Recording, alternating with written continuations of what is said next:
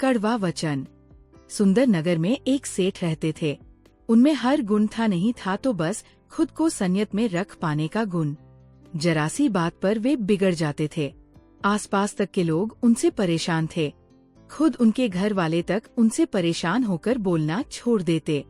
किंतु ये सब कब तक चलता? वे पुनः उनसे बोलने लगते।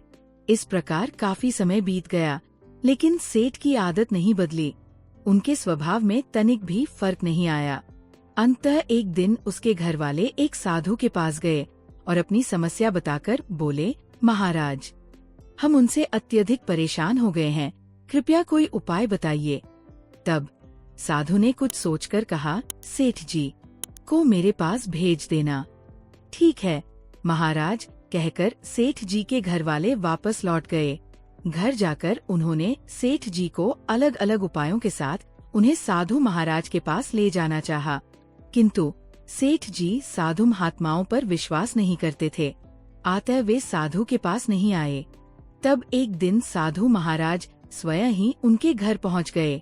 वे अपने साथ एक गिलास में कोई द्रव्य लेकर गए थे।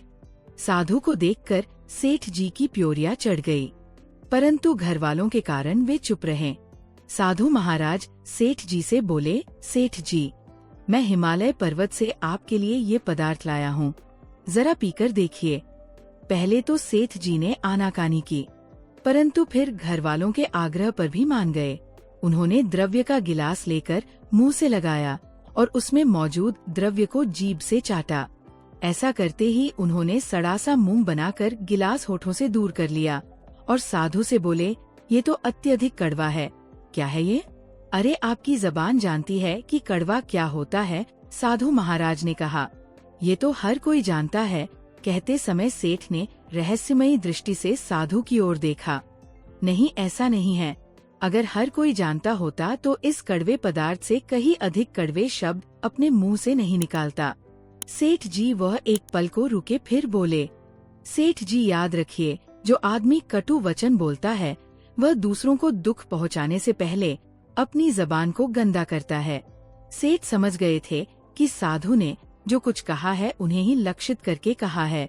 वह फौरन साधु के पैरों में गिर पड़े, बोले, साधु महाराज, आपने मेरी आंखें खोल दी।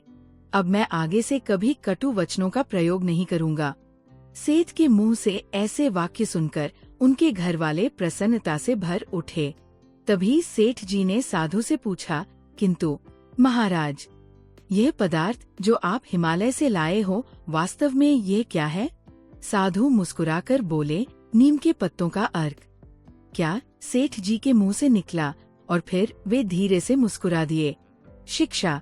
मित्रों, कड़वा वचन बोलने से बढ़कर इस संसार में और कड़वा कुछ नहीं।